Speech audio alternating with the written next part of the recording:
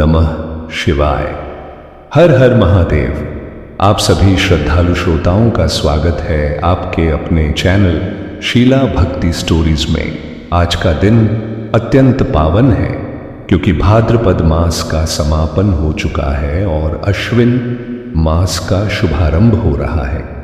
आप सभी को अश्विन मास के प्रारंभ की हृदय से हार्दिक शुभकामनाएं। अश्विन मास की शुरुआत पितृपक्ष से होती है। यह पितृपक्ष 16 दिनों तक चलता है।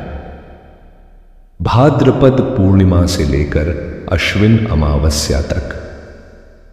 इन दिनों को श्राद्ध पक्ष भी कहा जाता है। श्राद्ध शब्द श्रद्धा से निर्मित है, जिसका अर्थ है अपने पूर्वजों और पितरों के प्रति प्रेम, सम्मान और आभार प्रकट करना।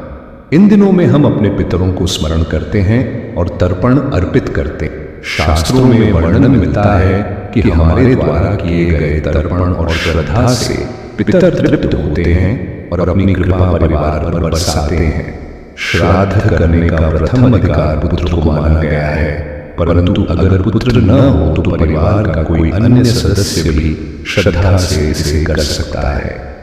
मुख्य बात यही है कि पितरों के निमित्त श्रद्धा अवश्य हो। कहा गया है कि जिस घर में पितर प्रसन्न रहते हैं वहां सुख, समृद्धि और शांति का वास होता है। वहीं यदि उनका आशीर्वाद न मिले तो परिवार में कई प्रकार की कठिनाइयां बनी रहती हैं। इसलिए पितरों की सेवा और स्मरण को जीवन का आवश्यक अंग बताया गया है। श्राद्ध के अवसर पर ब्राह्मण भोजन कराया जाता है और पंचबली कर्म किया जाता है। इसमें 5 प्रकार के अन्न समर्पित किए जाते हैं। गौबलि गाय को अन्न अर्पित करना, स्वान बलि कुत्ते को भोजन कराना, काक बलि कौवों को अन्न देना, देव बलि देवताओं के लिए अन्न अर्पित करना, पिपीलिका बलि चींटियों और छोटे जीवों के लिए अन्न चूर्ण डालना। एक समय की बात है, भगवान श्री हरि विष्णु का विवाह लक्ष्मी जी के साथ निश्चित हुआ। समस्त लोकों में आनंद छा गया। स्वर्ग से लेकर पृथ्वी तक चारों ओर उत्सव का वातावरण था। विवाह की तैयारियां बड़े धूमधाम से होने लगीं और सभी देवी देवताओं को न्योता भेजा गया। लेकिन दुर्भाग्य से गणेश जी को निमंत्रण नहीं भेजा गया। शुभ मुहूर्त का दिन आया। बारात सज धज कर प्रस्थान करने लगी। सभी देवता अपनी अपनी पत्नियों के साथ पहुंचे, परंतु गणेश जी कहीं दिखाई न दिए। सब एक दूसरे से चर्चा करने लगे। आखिर गणेश जी को बुलाया क्यों नहीं गया? तभी सबने मिलकर भगवान विष्णु से पूछ लिया। विष्णु जी बोले, गणेश जी के माता पिता को तो मैंने आमंत्रण भेजा है। यदि वे आना चाहें तो आ सकते हैं। फिर उन्हें अलग से बुलाने की क्या आवश्यकता? और फिर गणेश जी को तो दिन भर में 1.25 मन लड्डू, 1.25 मन मूंग, 1.25 मन चावल और 1.25 मन घी चाहिए। यदि वे बारात में गए और इतना भोजन किया तो लोग हंसेंगे। ससुराल पक्ष में हमारी निंदा होगी। देवता ये सुनकर मौन हो गए। तब किसी ने सुझाव दिया, हे श्री राम, यदि गणेश जी आ भी जाए तो उन्हें घर की रखवाली का दायित्व दे देना। इससे उन्हें भी सम्मान मिलेगा और अपमान का भाव भी नहीं होगा। विष्णु जी को यह बात उचित लगी और गणेश जी को बुलावा भेजा गया। निमंत्रण पाकर गणेश जी बड़े प्रसन्न हुए। वे सज धज कर आए तो विष्णु जी ने कहा, गणेश जी, घर की सुरक्षा का कार्य कोई बुद्धिमान ही कर सकता है और आपसे बढ़कर इस योग्य और कौन होगा? गणेश जी यह सुनकर प्रसन्न हो गए और द्वारपाल बनकर घर की देखभाल करने लगे।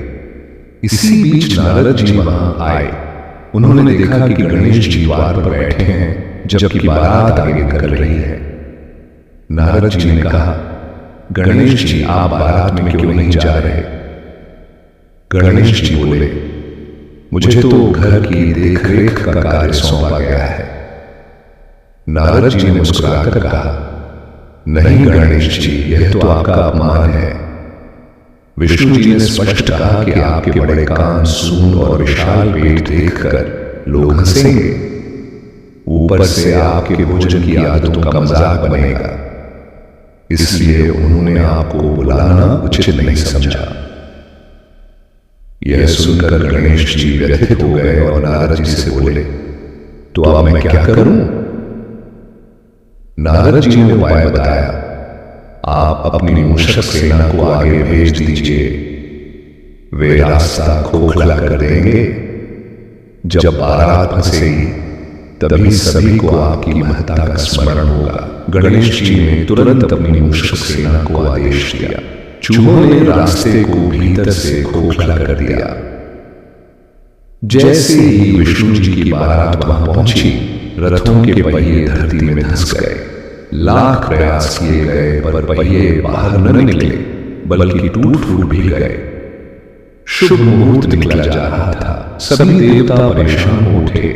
तभी नारद जी प्रकट हुए और बोले, देवगण, यह सब गणेश जी का अपमान करने का फल है। यदि आप उन्हें मान सम्मान से बुलाएंगे तभी यह संकट टलेगा।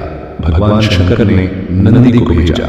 नंदी जी जाकर गणेश जी को आदरपूर्वक बारात में लाए। गणेश जी का विधिवत पूजन हुआ। जैसे ही उनकी आराधना की गई, रथ के पहिए स्वतः बाहर निकल आए, लेकिन पहिए टूट चुके थे। तब समीप के खेत में एक हाथी काम कर रहा था। उसे बुलाया गया।